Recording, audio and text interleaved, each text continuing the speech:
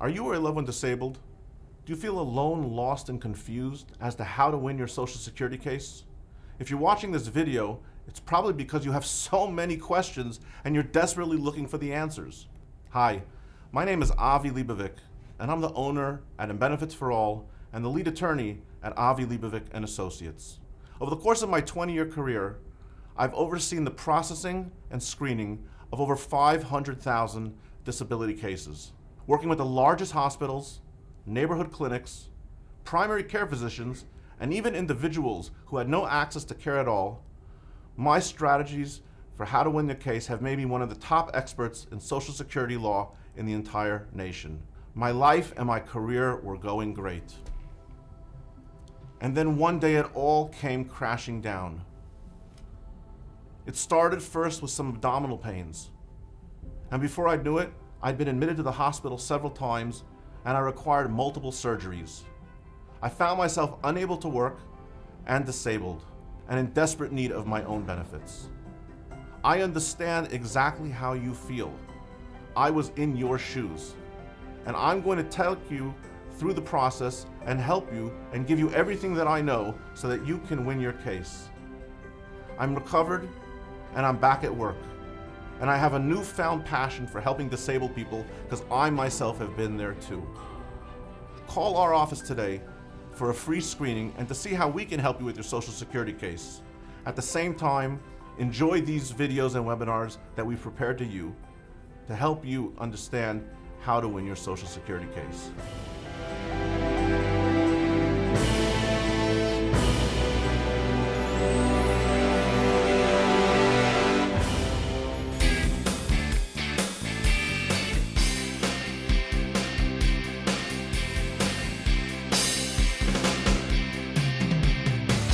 Hey everyone, this is Avi Libovic and you're watching another amazing webinar brought to you by Benefits for All, where we teach you how to win your Social Security case without having to pay the costs of an expensive attorney.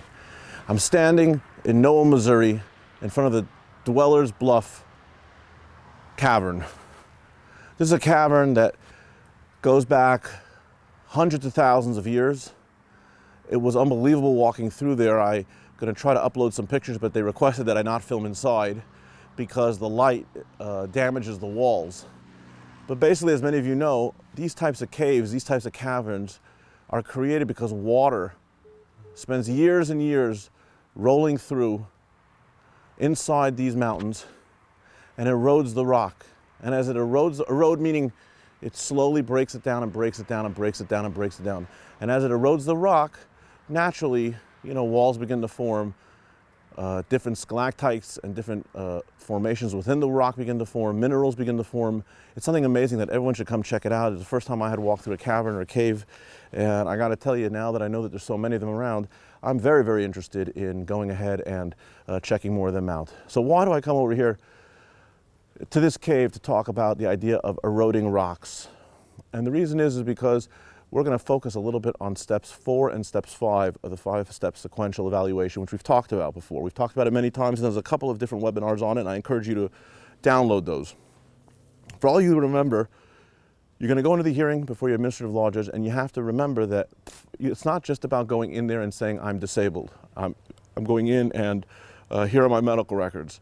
There are several different pieces that come together in order for the judge to determine whether or not you're disabled. The first part we all just know, if we remember, is that there's 5 steps. It's called the 5-step sequential evaluation. We've talked about it several times.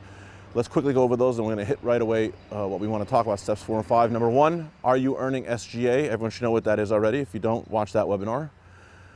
Do you have a severe impairment expected to last 12 or more months and or result in death? Does your impairment meet or equal one of the Social Security medical impairment listings? Number 4, can you return to your old job? And number 5, if you can't return to your old job, can you get any other job in the national economy? Excuse me, a little tired. I'm driving so late at night trying to cover ground as we go from coast to coast. So when you go into your hearing and you present your evidence, your judge is hearing the evidence. He's looking at the evidence. He or she is looking at the evidence. They're listening to the opinions of the medical expert, the ME, and the vocational expert, the VE. But what they're also doing is they're plugging in all the information, all the data, all the facts into the 5 steps, right? It's kind of like you ask the question. Number 1, are you earning SGA? Answer, You either are or you aren't. You're either over the amount, in which case you lose, you're not disabled, or you're under the amount, in which case you're still good to go. Step number 2, you have a severe impairment expected to last 12 or more months and a result of death. You either have it or you don't. If you have it, you keep moving forward on the 5 step. If you don't, you lose. Number 3 again, does that impairment part of the listings in the Social Security impairment listings? It either matches up or it doesn't match up.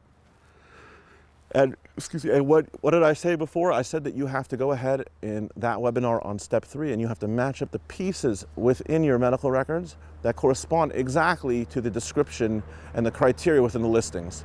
But now we get to steps 4 and 5. Steps 4 and 5 are somewhat difficult for many people to comprehend. I've gone ahead and we've uploaded a grid. It's a step 4 and step 5. It's listings and grids and rule numbers, really actually rule numbers that will assist you. So I recommend that you go ahead and you open up that resource page that's over there. And you'll notice that there are several different columns and there's several different pieces over there. And we've talked about it before. Those columns make up either, first of all, there's different tables and different grids. One has to do with a heavy type of work, one is a medium type of work, one is a light type of work, and one is a sedentary type of work. We've discussed again that heavy is someone who's maybe a laborer and they're carrying 50 or more pounds, maybe 75 or more pounds, up to 100 pounds in the course of their business. Medium is someone who's carrying 25 to 50 pounds, right? Light is someone who's carrying about 10 to 15 or 10 to 20 pounds, 25 pounds. And sedentary is someone who's sitting down all day long, more or less doing desk work, okay? So as you could think of someone doing desk work, it's sedentary. Light would maybe be someone who's perhaps a waitress or someone who's carrying some light items from here to there. Medium, again, is someone who's a little bit heavier than a waitress and carrying maybe a stock boy or something like that if it's light items or restocking shelves. Heavy, of course, would be a construction worker, or it could also be a warehouse person, something like that.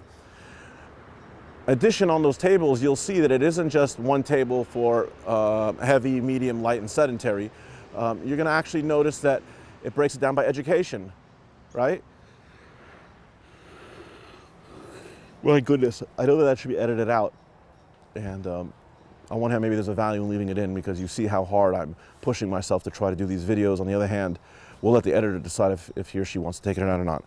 It's also breaking down, like we said, into education level. Some people are totally illiterate and unable to communicate. Some people are able to communicate and are literate, but they only went up to 6th or 8th grade. Some people only went up to 12th grade. Other people may have had a couple years, 2 years of college. Other people may have gone ahead and had 4 years of college, and other people may have had specialty school.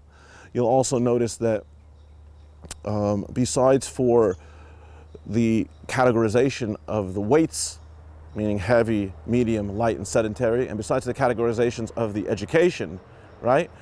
Illiterate, 6th or 8th grade, 12th grade, 2 years of college, 4 years of college, you'll also notice that there's also a breakdown in terms of, unbelievable. There's also a breakdown in terms of education, age. I don't have it in front of me. Education, age, it's unbelievable.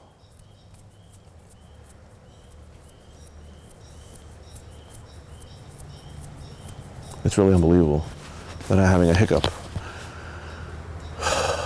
The type of weight, the education, the age. Oh, I'm sorry, whether something is transferable or not transferable, right? Some of your skills may be transferable. I'm sorry, my head is not working. Transferable or not transferable, right? You may learn something in job number 1, something basic, typing, right? Typing is a transferable skill that can go to a lot of different jobs. On the other hand, you may learn something that is very specialized. I can't even record. You may learn something that's very specialized. That might be something, let's say, gem polishing, right? Gem polishing. It's not really transferable. You know, maybe you could transfer it to diamonds or other type of jewelry, but it's very, very specific, right? So it will also go ahead and it will identify whether it's transferable or non-transferable. And then depending on whether you have the right matchup in terms of the weight category, the age category, the education category, and the transferable and non-transferable category, you'll just follow your finger along the line and you'll see whether or not you are disabled under the grids or whether you're not disabled under the grids. But back to the erosion, okay? We're back on game move again. We said the water goes through the cave and then slowly it erodes away the rock and the minerals, right? And it begins to make the passageways and the walls. So the same thing happens, and it's discussed at length in many of the Social Security rulings, the SSRs. And what does it say in the SSRs?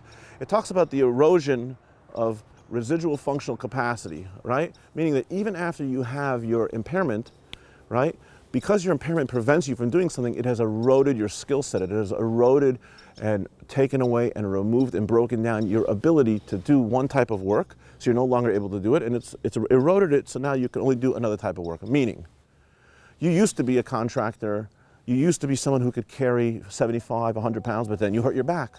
And after you hurt your back, you've been having tremendous pain in your spine. So as a result of the pain in the spine, whereas before you were a contractor who was doing heavy work, your impairment has eroded your capacity and your ability to do sustained heavy work, and you've moved down from a heavy type of work in your past relevant work experience down to a medium type of work. It could be that you've eroded it so much that it went from a medium to a light. You can't lift 50 pounds, you can't lift 50 pounds, and now you can't even lift, you can't lift 100 pounds, you can't lift 50 pounds, you can barely even lift 10 pounds. So you've eroded your skill set, you've eroded your capacity to lift things and to move around from heavy to medium to light, possibly to sedentary. Does everyone see how that works? So when you sit there now and you analyze, well, let's see, Avi said I have to go into hearing. Avi said I have to have the 5 steps down and prepare to explain to the judge. Avi said I have to look at the last 15 years of past relevant work history in another webinar, and I have to identify my job and my title. And then I have to go ahead and I have to see what is my medical condition. And I have to ask myself, in one of the 15 jobs that I did in the last, in one of the jobs that I did in the last 15 years, has my medical condition eroded my ability? Unbelievable. Has my medical condition eroded my ability to be able to continue doing that? Of course it has. My back is all messed up. My spine is messed up. My knees are messed up. I have shortness of breath. Whatever your issue is, I can't go ahead and continue to do heavy work. It's my residual functional capacity has eroded. It's been downgraded.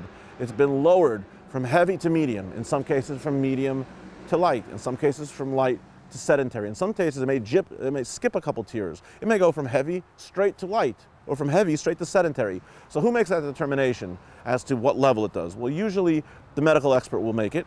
The medical expert will look at your records and advise the judge in what area he or she thinks you're able to lift in terms of poundage. And then the vocational expert will take that information at the hearing and say, well, if the medical expert, the ME, says that my client, says that the claimant can lift 15 pounds, let me see in the local economy and the national economy, and based on the skill sets and the education and the age and the transferability or non-transferability of what they have, let's see if there is a job in the local national economy that, that the claimant can do.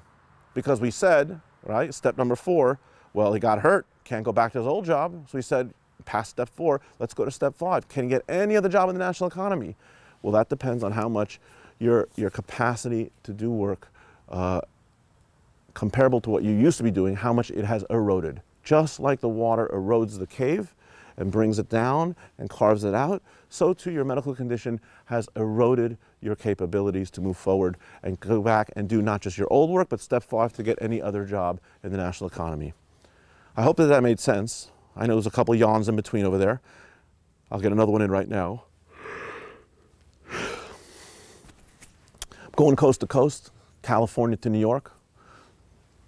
West Coast to East Coast, north to south. We're checking out all the states. We're checking out all the landmarks. We're bringing it to you.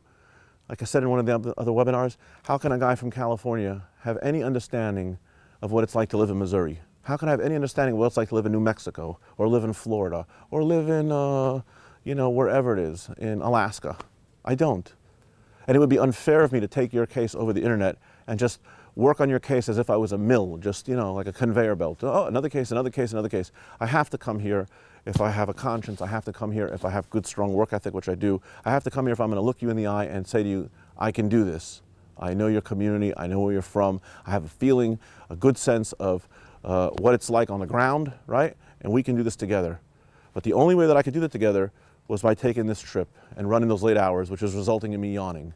Anyways, watch those webinars. You're going to love them. You're going to learn so much that even if you decide that you want to maybe call our offices, even if you decide that you want to retain another local attorney, at least by watching these videos, you'll have an in-depth understanding of the process. When you talk to your attorney, you'll know what you're talking about and where you're going and where the attorney's going. You may even know some things that the attorney doesn't know, and you may be able to say to him, that's not what Avi Leibovich from Benefits for All said. Are you sure you got this right, Mr. Attorney or Mrs. Attorney? Maybe you should download his webinars and make sure you have know what's going on. That guy represented over 100,000 people. How many people have you represented in your career? See, the average practitioner, with all due respect, if you're an average attorney practitioner and you maybe have one case manager, two case managers, you might have a docket of 150 cases a year, an open inventory of 150, 175, maybe some people have 200 or 300 since it takes about 18 to 24 months to cycle through. You're talking about 100,000, you're talking about 10,000, 11,000 cases open and active at any time in that course. How do I do that? Well, it took a lot of people. It took 150 plus people working with me, plus 20 attorneys in order to set that up and to do that. And now I'm bringing it all to you. I'm just giving it over to you for pennies on the dollar, so to speak. The only reason this is being charged at all as opposed to being given for free is just to cover the cost of the trip and to cover the cost of the production, the editing and things like that, and the cloud space or whatever it is. Watch the videos, download them, keep learning them, be comfortable. If we can help you, call the numbers on the side, check out the webpage. My name is Avi Leibovich, www and Benefits for All, and we are going to teach you how to win your Social Security case without having to pay the cost of an expensive attorney. All the best. Thank you very much.